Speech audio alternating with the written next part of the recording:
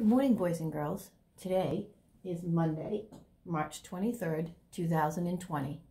And your morning journal entry is, I just found a magic seed and blank. And today's story is called Duck at the Door, and it was written and illustrated by Jackie Urbanovic. So here's Duck. And remember, ducks fly south for the winter, so he should not be in the snow.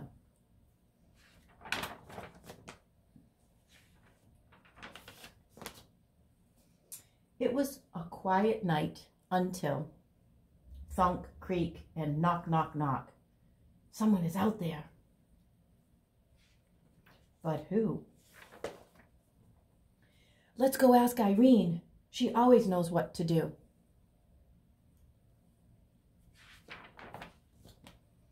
Irene, cried Brody, help! Someone is knocking on our door. It's the middle of the night, said Irene.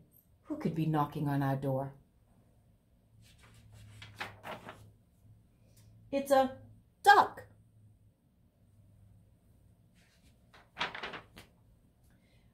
Irene brought the duck inside. My name is Max, he began. I was born in the spring and I loved it. I stayed behind when my flock flew south because I thought I'd love winter too, but it turned out to be cold and very lonely.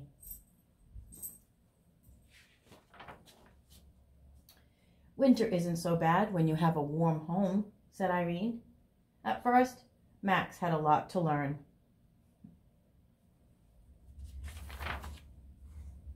In January, he learned to use the remote control. He enjoyed Wild Kingdom and Wild World Wrestling.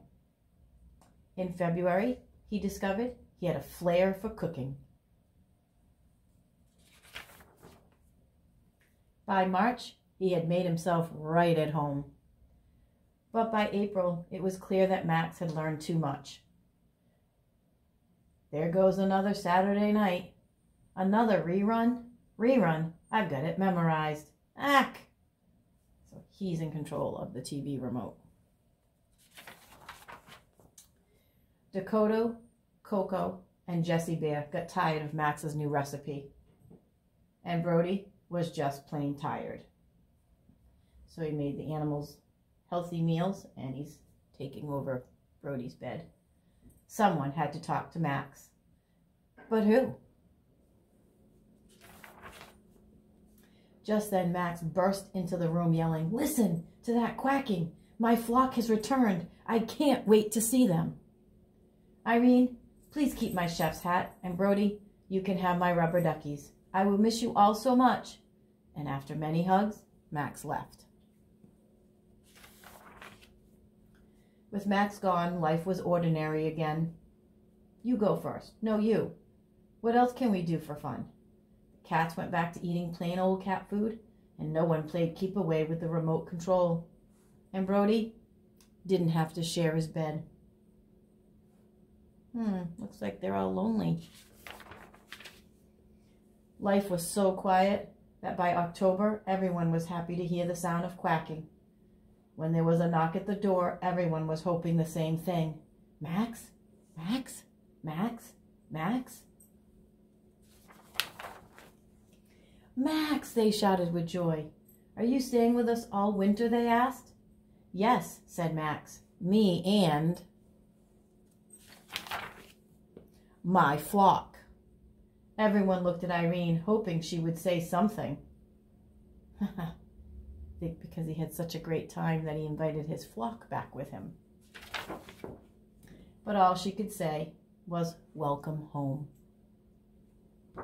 We'll be reading stories this whole week about Duck. Okay, so your journal is, I just found a magic seed and blank. And then today, I would like us to practice contractions. So,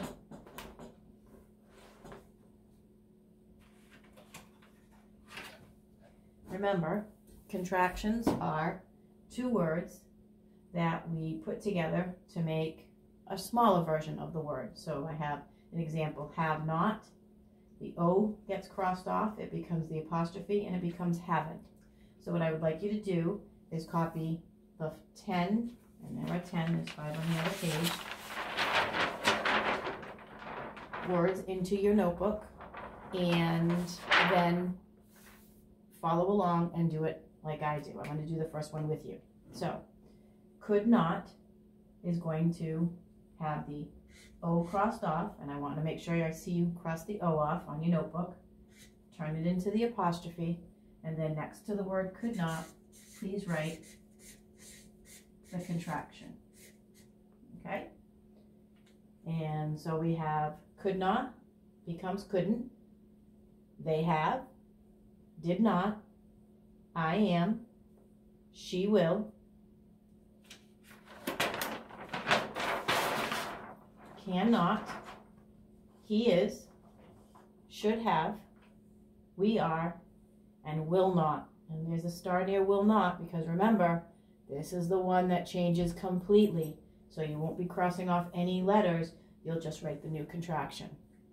And I sent a picture to your parents with how it should be set up, so that way you'll know exactly how I want to see it.